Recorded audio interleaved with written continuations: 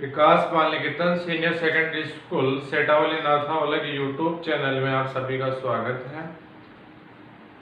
आगे के वीडियोस प्राप्त करने के लिए हमारे चैनल को सब्सक्राइब कीजिए, जिससे आपको लगातार वीडियोज प्राप्त होते रहें।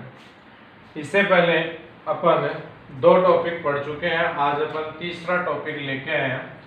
जो अपना पाठ का नाम था विद्युत क्षेत्र, वही चैप्टर है अपने विद्युत क्षेत्र इलेक्ट्रिक फील्ड। आज विद्युत क्षेत्र के बारे में अपन बात करेंगे। तो विद्युत क्षेत्र किसे कहते हैं, सबसे पहले इलेक्ट्रिकल फील्ड किसे कहते हैं। तो इसकी 2 परिभाषाएं, 2 परिभाषाओं के थ्रू इसको समझने की कोशिश करें। तो सबसे फर्स्ट है, किसी स्थिर आवेश के चारों तरफ उत्पन्न क्षेत्र को विद्युत क्षेत्र कहते हैं। चारों तरफ उत्पन्न क्षेत्र का मतलब क्या है वो समझते हैं।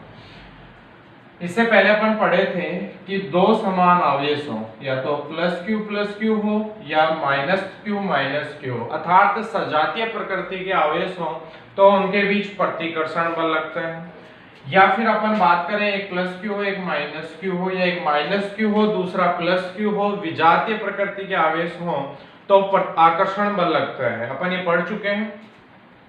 तो इसका मतलब इस प्लस क्यू और इस प्लस क्यू के बीच में जो आकर्षण बल लगा है उसमें क्रिया कैसे होती है, ये इस पे लगा रहा है या ये इस पे लगा रहा है, क्रिया किस हिसाब से हो रही है। तो जिस क्षेत्र में ये क्रिया होती है आकर्षण की या प्रतिकर्षण की, या अपन बोले जैसे एक प्लस क्यू आवेश है, अब इसके पास दूसरा प्लस क्यू आवेश नजदीक लेके आएंगे, तो जैसे जैसे नजदीक लेके आएंगे इन दोनों के बीच में कौन सा फोर्स काम करेगा, प्रतिकर्षण बल। तो इस प्लस क्यू आवेश के चारों ओर का वह क्षेत्र है जिसमें ये क्या महसूस करता हो, आकर्षण या प्रतिकर्षण बल महसूस करता हो। तो दोनों परिभाषाओं को दोबारा से समझते हैं। तो किसी स्थिर आवेश, जैसे मैंने प्लस क्यू ले लिया, के चारों ओर उत्पन्न क्षेत्र क्या कहलाता है, विद्युत क्षेत्र कहलाता है। या इसको दूसरे तरीके से अपन बात कर सकते हैं, किसी स्थिर आवेश के चारों तरफ उत्पन्न वह क्षेत्र जिसमें रखा आवेश आकर्षण या प्रतिकर्षण बल महसूस करता है विद्युत क्षेत्र कहलाता है। दूसरी परिभाषा से स्पष्ट हो रहा है, किसी स्थिर आवेश के चारों तरफ, इसके चारों तरफ वह क्षेत्र जिसमें रखा आवेश, दूसरा आवेश जिसके कारण ये क्या महसूस करे, आकर्षण या प्रतिकर्षण बल महसूस करता है, उसे अपन कहते हैं विद्युत क्षेत्र कहते हैं। ठीक है, विद्युत क्षेत्र में डिटेल से पढ़ने से पहले अपन एक छोटी सी परिभाषा पढ़ रहे हैं, परीक्षण आवेश क्यू नॉट। परीक्षण आवेश क्या होता है, क्यू नॉट के बारे में थोड़ी सी जानकारी। हाँ जी, परीक्षण आवेश, आवेश को क्यू से परीक्षण है, परीक्षण करने के लिए काम में लिया जाता है। एक तरीके से समझते हैं डिटेल में। क्यू नॉट परिभाषा पर है, वह न्यूनतम आवेश जिसका स्वयं का प्रभाव नगण्य होता है, अर्थात इसका कोई प्रभाव नहीं पड़ता है, चाहे इसको किसी आवेश के पास ले जाओ इसके आवेश पर कोई इफेक्ट नहीं पड़ता है, तथा जिसे जानबूझकर अन्य आवेशों का प्रभाव जानने के लिए काम में लिया जाता है। अन्य आवेशों का प्रभाव कैसे, देखो अपन किसी क्षेत्र की बात करते हैं जिसमें काफी सारे आवेश रखे हुए हैं, Q1, Q2, Q3, Qn आवेश रखे हुए हैं। इन आवेशों का प्रभाव अगर अपने को जानना है तो अपन इनके अलावा एक चौथा आवेश लेते हैं Q नॉट। Q1 से Q नॉट के बीच में क्या इफेक्ट होगा, Q2 और Q नॉट के बीच में क्या इफेक्ट होगा, Q3 और Q नॉट के बीच में क्या इफेक्ट होगा। वो इफेक्ट जानने के लिए, वो प्रभाव जानने के लिए जो आवेश काम में लिया जाता है उसे अपन कहते हैं परीक्षण आवेश। अपन जैसे अपन आगे पढ़ेंगे परीक्षण आवेश काम में आएगा, तो थोड़ा सा ध्यान रखना, इसकी जानकारी रखनी है। वह न्यूनतम आवेश जिसका कोई इफेक्ट, खुद का इफेक्ट नहीं होता, बट जिसे जानबूझकर अपन अन्य आवेशों का प्रभाव जानने के लिए काम में लेते हैं, उसे कहते हैं अपन परीक्षण आवेश।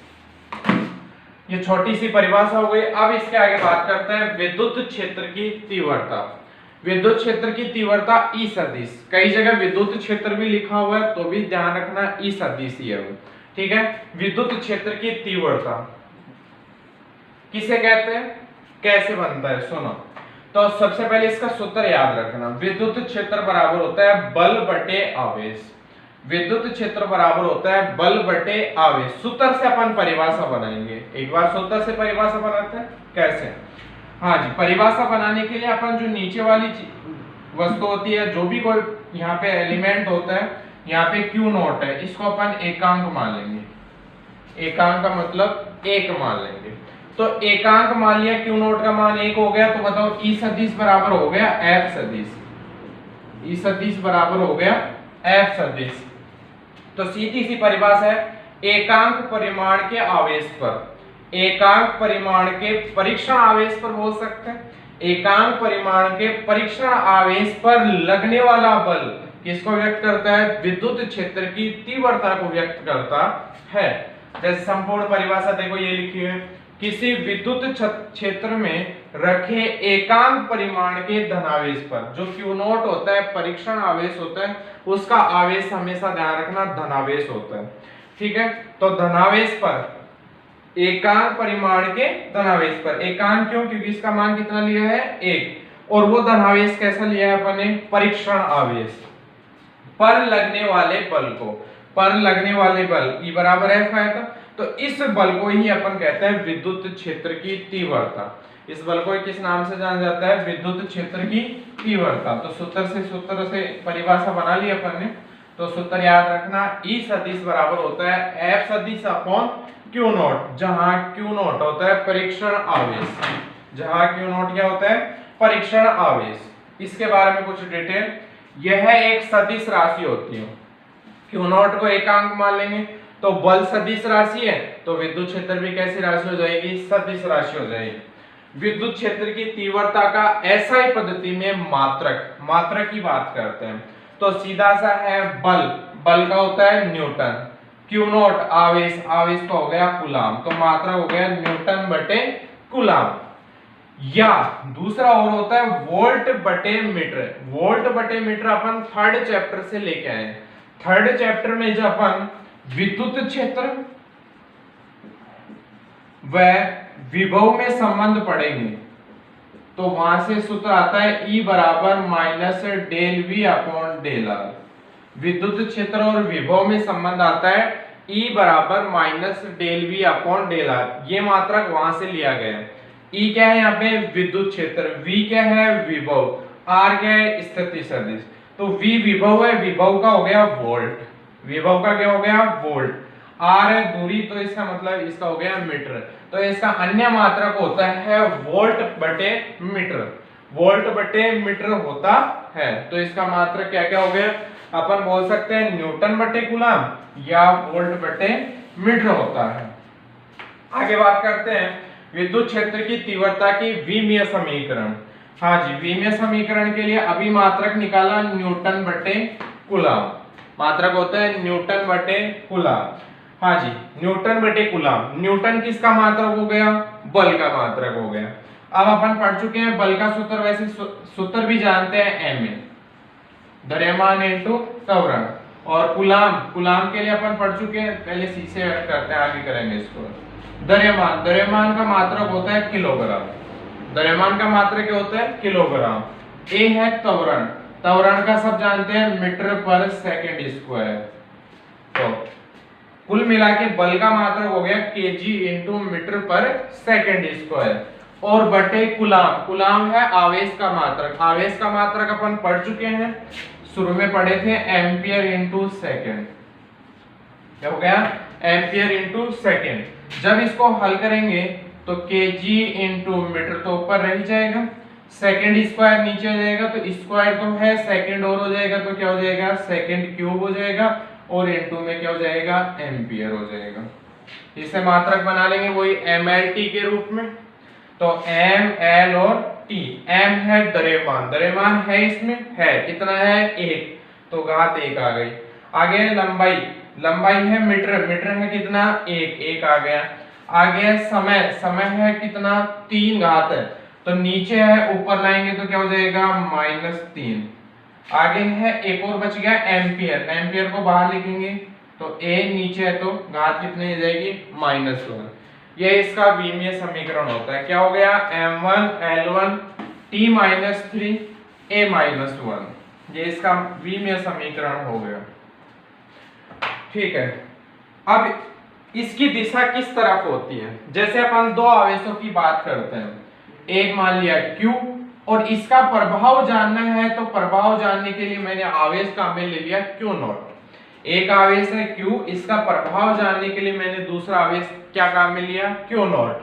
हाँ जी, तो इसकी तरफ देखो, इसकी दिशा उधर होती है, किसकी? विद्युत क्षेत्र की तीव्रता की दिशा उधर होती है जिस तरफ परीक्षण आवेश गति करने के लिए स्वतंत्र होता है। अब ये आवेश किस तरफ गति करेगा? अगर मान लो इस आवेश की तरफ गति करेगा तो इसकी दिशा इस तरफ हो जाएगी, दूसरा आवेश उसकी तरफ गति करता है तो उसकी दिशा उस तरफ हो जाएगी। तो जिस तरफ आवेश परीक्षण आवेश गति करने के लिए स्वतंत्र होता है उसी तरफ विद्युत क्षेत्र की तीव्रता की क्या होती है? दिशा होती है। ठीक है, इसके आगे अपन एक छोटे से टॉपिक की और बात करते हैं, समरूपी विद्युत क्षेत्र। समरूपी विद्युत क्षेत्र क्या होता है? वैसे तो नाम से स्पष्ट है, समान रूप का विद्युत क्षेत्र। समरूपी विद्युत क्षेत्र परिभाषा से स्पष्ट है सब कुछ। वह क्षेत्र जिसमें क्षेत्र रेखाएं जो व्यक्त करता है दिशा को, विद्युत वो क्षेत्र रेखाएं परस्पर क्या हो? समांतर हो। समांतर का मतलब है कि सभी के बीच में कैसा अंतर होना चाहिए? समान अंतर होना चाहिए। वह एक दूसरे से समान दूरी पर हो और दोनों के बीच में दूरी भी कैसे होनी चाहिए? समान होनी चाहिए।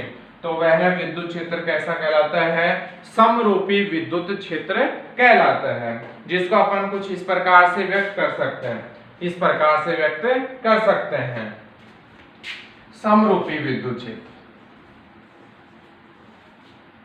समान अंतर होना चाहिए, ये देखो इनमें भी, इसमें भी, इसमें भी, तो उसे कहेंगे समरूपी विद्युत क्षेत्र कहेंगे। अगले टॉपिक की बात करते हैं। नेक्स्ट टॉपिक अपना, किसी स्थिर बिंदुवत आवेश के कारण, किसी स्थिर विराम अवस्था में बिंदुवत आवेश, बिंदुवत बिंदु के समान आवेश के कारण विद्युत क्षेत्र की तीव्रता ज्ञात करना। तो एक आवेश के कारण विद्युत क्षेत्र की तीव्रता ज्ञात करेंगे। मैंने मान लिया एक आवेश है प्लस Q आवेश, कैसा है? बिंदुवत आवेश। एक बिंदुवत आवेश है, इसके कारण विद्युत क्षेत्र की तीव्रता ज्ञात करनी है। अब अकेले आवेश के कारण तो विद्युत क्षेत्र की तीव्रता ज्ञात नहीं कर सकते। विद्युत क्षेत्र की तीव्रता ज्ञात करने के लिए कम से कम दो आवेश। क्यों?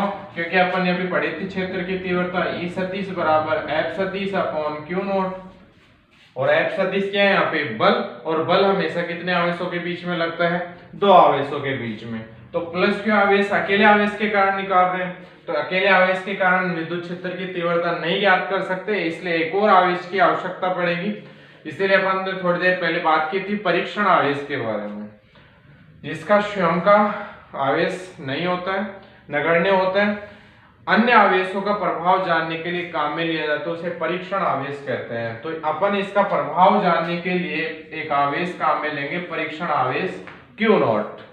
कितने दूरी पर? इससे स्मॉल r दूरी पर, इससे स्मॉल r दूरी पर प्लस Q आवेश से स्मॉल r दूरी पर एक परीक्षण आवेश बिंदु P पर रखा हुआ मानते हैं।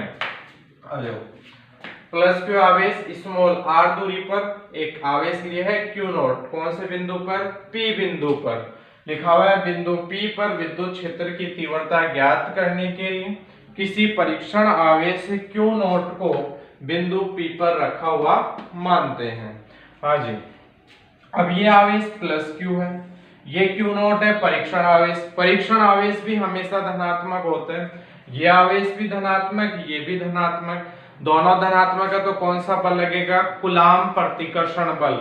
दोनों आवेश समान प्रकृति के हैं तो कूलाम प्रतिकर्षण बल। तो यहाँ पे लिखा है प्लस Q व Q नॉट के मध्य लगने वाला कूलाम प्रतिकर्षण बल। बात करेंगे किसमें ये बल किसमें लगा रहे हैं? हवा या निर्वात में। तो F हवा या निर्वात बराबर हो जाएगा, अपन पढ़ चुके हैं कूलाम बल का सूत्र होता है F बराबर K Q1 Q2 upon R square. Coulomb बल का सूत्र होता है K Q1 Q2 upon R square. लगाओ, F हवा या निर्वात में बात कर रहे हैं, बराबर K एज इट इज आ गया Q1 Q2, तो A को Q1 मान लो, तो Q को Q1 मान लिया, Q2 को Q नॉट मान लिया, तो Q naught upon R square, इसको दे दी समीकरण नंबर 1। बल नहीं निकालना, अपने को निकालना है विद्युत क्षेत्र की तीव्रता। अभी थोड़ी देर पहले अपन ने परिभाषा पढ़ी थी विद्युत क्षेत्र की तीव्रता की परिभाषा से। सूत्र होता है E बराबर F upon Q not. E बराबर एफ अपॉन क्यू नॉट। किस में बात कर रहे हैं? हवाया निर्वात में। तो E हवाया निर्वात बराबर, इसका मान रखेंगे कितना निकाला, K Q naught upon R square और बटे क्यू नॉट से क्यू नॉट कट गया, अपने पास आ गया E हवाया निर्वात बराबर K Q upon R square. अपन पहले बात कर चुके हैं के का मान हवाया निर्वात में बात करें तो और अन्य किसी माध्यम में भी बात की थी। तो हवाया निर्वात में के का मान होता है 1/4 पाई एप्सिलॉन नॉट। हवाया निर्वात में के का मान होता है 1/4 pi epsilon naught Q upon R square. इसको दे दे इक्वेशन नंबर फर्स्ट। ये किसी स्थिर बिंदुवत आवेश के कारण विद्युत क्षेत्र की तीव्रता का सूत्र आ गया E हवाया निर्वात बराबर K Q upon R square. E हवाया निर्वात बराबर K Q upon R square. सदिश रूप में कैसे लिखेंगे इसको? सदिश रूप में E सदिश बराबर लिखना सिखाया था, जैसे बल को लिखा था के Q1 Q2 upon R square और साथ में एकांक सदिश आ जाता है आर कैप। एक एकांक सदिश आ जाता है आर कैप जो इसकी दिशा को व्यक्त करता है, दिशा को व्यक्त करेगा तभी सदिश रूप में बनेगा। तो ई सदिश बराबर K Q upon R square R cap लगा दिया, एकांक सदिश जो दिशा को व्यक्त कर रहा है। हाँ जी, ई और आर में संबंध देखा जाए तो कुछ इस प्रकार से है, ई व्युत्क्रमानुपाती है आर स्क्वायर के और ई समानुपाती है 1/r स्क्वायर की। दोनों लैंग्वेज ध्यान रखना, E व्युत्क्रमानुपाती है आर स्क्वायर के और E समानुपाती है 1/r स्क्वायर के। तो अपन तो R में देखेंगे तो इसका मतलब कैसा संबंध होगा? व्युत्क्रमानुपाती का। अतः उपरोक्त से हम कह सकते हैं कि विद्युत क्षेत्र की तीव्रता दूरी के वर्ग के व्युत्क्रमानुपाती होती है, दूरी के वर्ग के व्युत्क्रमानुपाती होती है। अपन अब बात करते हैं E और R के बीच में कैसा वक्र बनेगा। E और R के बीच में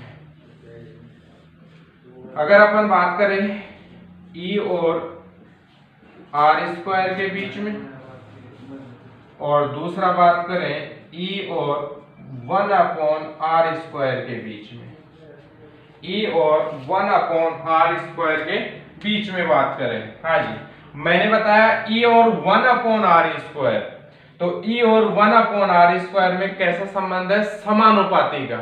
और दो राशियों में जब समानुपाती का संबंध होता है तो ध्यान रखना दोनों में वक्र आता है सरल रेखा के रूप में। तो इन दोनों में संबंध कैसा आ गया है? एक सरल रेखा के रूप में। E और r स्क्वायर व्युत्क्रमानुपाती हैं तो इसमें परवलय के रूप में वक्र आ जाएगा।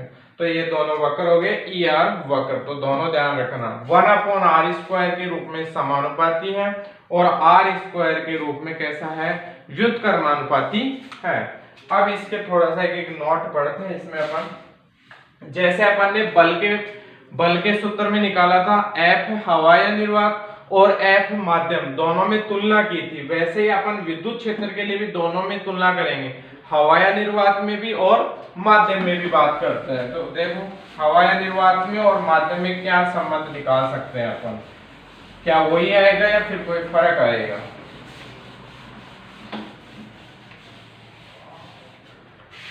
हाँ जी, हवाया निर्वात में ये नोट के रूप में पढ़ रहे हैं अपन।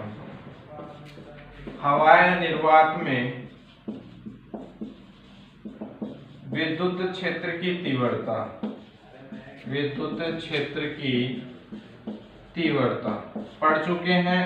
E बराबर इसमें हवाया निर्वात में E बराबर 1/4 pi epsilon naught Q upon R square. ध्यान रखना आवेश एक ही आएगा, विद्युत क्षेत्र की तीव्रता है न कि बल।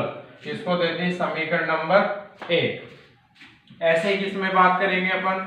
हवाया निर्वात के अलावा माध्यम में विद्युत क्षेत्र की तीव्रता, विद्युत क्षेत्र की तीव्रता। हाँ जी, हवाया माध्यम हवाया निर्वात के अलावा माध्यम में विद्युत क्षेत्र की तीव्रता क्या होगी? तो E माध्यम, तो F माध्यम निकाला था अपन ने, तो F माध्यम निकाला था, तो क्या फर्क आया था दोनों में? तो दोनों में ध्यान रखना 1/4 पाई एप्सिलॉन नॉट तो हवाया निर्वात में लेते हैं, इसमें लेते हैं एप्सिलॉन Q/r², या इसको अपन दूसरे रूप में भी लिख सकते हैं 4 पाई एप्सिलॉन नॉट का संबंध क्या होता है? तो एप्सिलॉन बराबर होता है epsilon not epsilon r Q/r²। समीकरण नंबर 2 ये किस में आ गया? E माध्यम। ठीक है, दोनों की तुलना करनी है, तो तुलना करने के लिए क्या करेंगे? समीकरण 1 में समीकरण 2 का भाग देने पर, समीकरण 1 में समीकरण 2 का भाग देने पर तो क्या हो जाएगा? E हवा या निर्वात, LHS में LHS का भाग देंगे, RHS में RHS का भाग देंगे, E माध्यम बराबर हो जाएगा, दोनों में भाग दे दो, तो 1/4 पाई एप्सिलॉन नॉट Q/r² बटे सेकेंड इक्वेशन है 1/4 pi epsilon not epsilon r Q/r²। ये इससे कट गया, ये इससे कट गया, तो अपने पास नीचे बटे में जाके एप्सिलॉन r बचा है, तो एप्सिलॉन r बटे में तो ऊपर आ जाएगा, तो एप्सिलॉन r आ गया। तो इसका मतलब अपने पास आ गया E हवाया निर्वात बटे E माध्यम बराबर एप्सिलॉन r, या इसको अपन दूसरे रूप में भी लिख सकते हैं, या दूसरे रूप में क्या हो जाएगा? E माध्यम का मान निकाले तो क्या आएगा? E माध्यम बराबर हो जाएगा, हाँ जी, E माध्यम निकालेंगे तो ये तो इधर और ये इसके नीचे, तो E माध्यम बराबर हो जाएगा E हवाया निर्वात बटे एप्सिलॉन r। कुल मिला के बोल सकते हैं कि माध्यम में विद्युत क्षेत्र की तीव्रता, माध्यम में विद्युत क्षेत्र की तीव्रता हवाया निर्वात में विद्युत क्षेत्र की तीव्रता की 1/εr गुना होती है।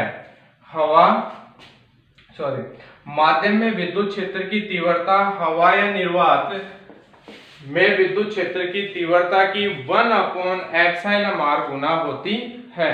इसके आगे अपन अगला